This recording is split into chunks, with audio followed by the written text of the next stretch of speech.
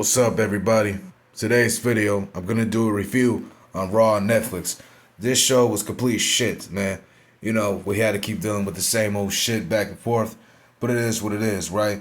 So let's break it down to you, man. We get a full unnecessary recap of Money in the Bank, right? People act like this is a great event, all because R-Truth returned, all because Triple A was around the same day.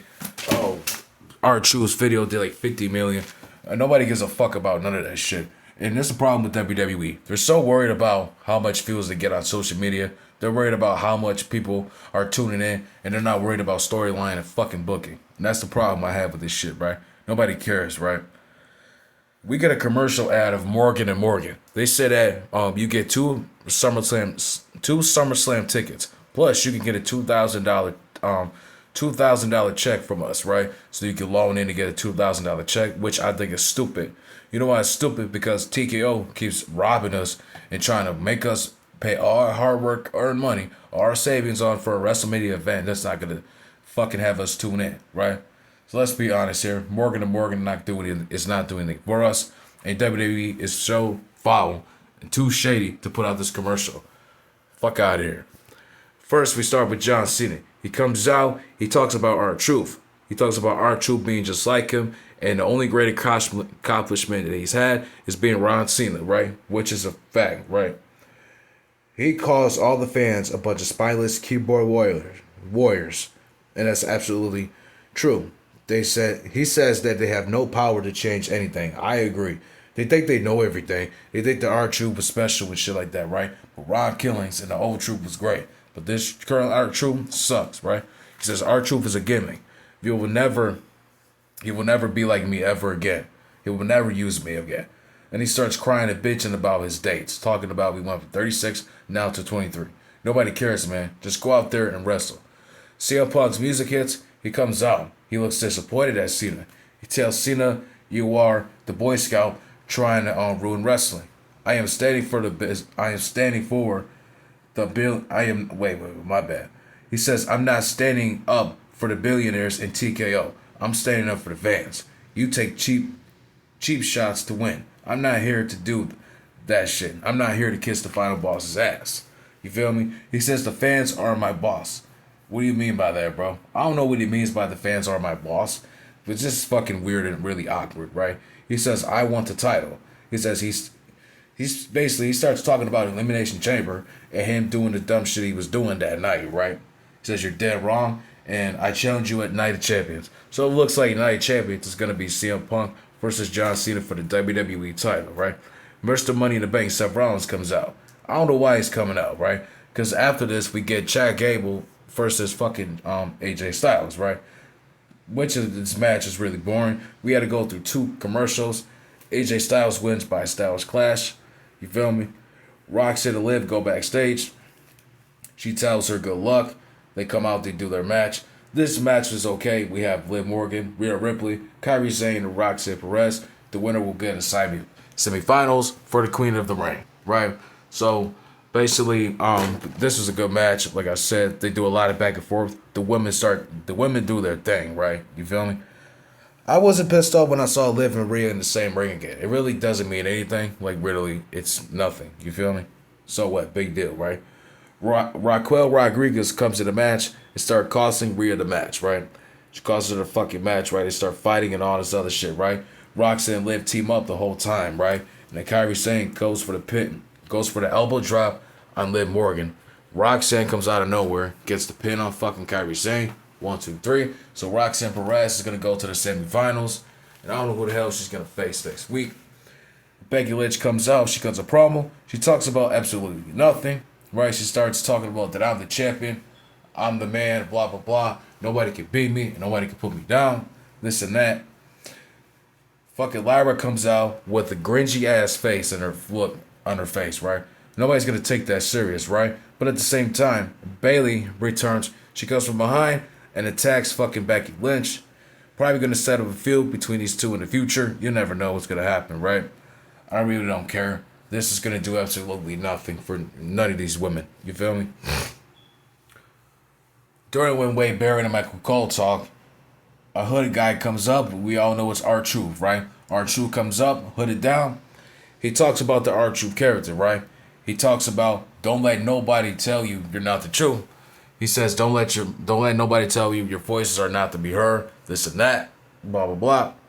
He talks about the R-Truth character. He talks about the R-Truth character being funny and stupid. He says, I'm not a joke. I'm not a side comedian act. You feel me? Don't play with me. Right? He says he's not a side com. He grabs out a pair of scissors and starts cutting his hair, right? After that, he says, the truth shall set me free. He says, Ron Killings is back. This is what I've been talking about. Finally, WWE is listening, but at the same time, we all know WWE has no choice but to do this because what the hell? You feel me? What the hell? I mean, R-Truth has been treated like shit for the past couple years lately, and at the same time, we need to switch his character around.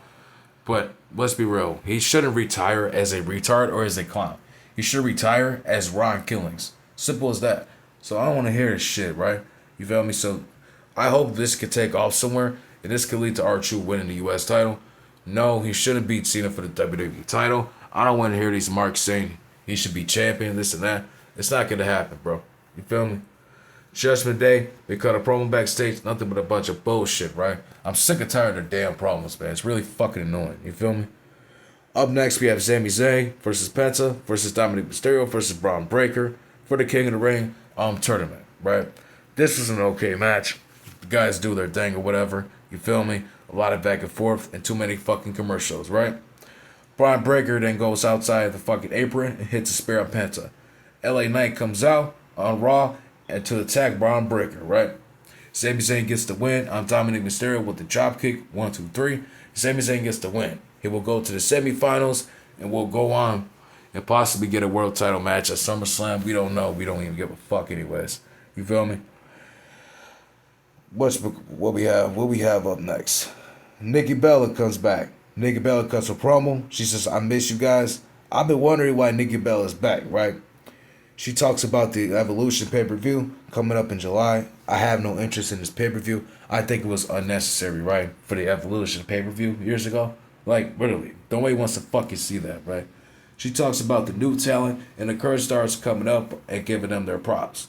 You feel me? She misses Liv Morgan's name, right? And Liv Morgan comes out angry. She tells them to cut her music off. She says, she basically talks about that, like, you're not going to fucking misinterpret my name, misforget my name and shit, and come out here and take my time. This is my time. Fuck you mean, blah, blah, blah. She just goes out there and does her thing, and she starts bitching and whining, right?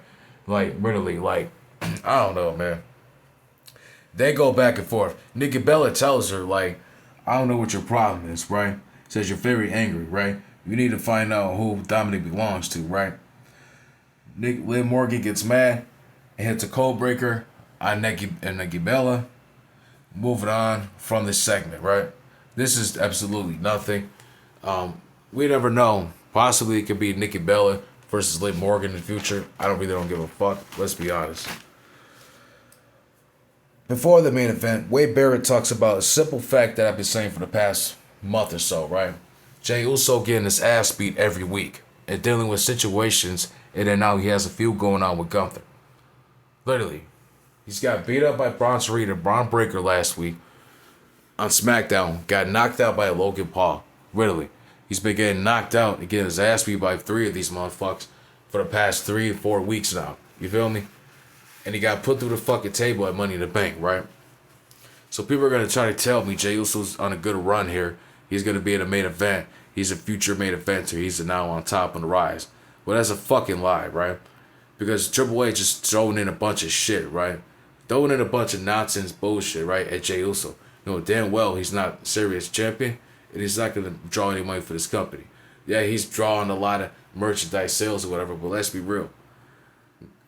Dude, let's be real. Wade Barrett has a point. Jey Uso's not fit to be world champion.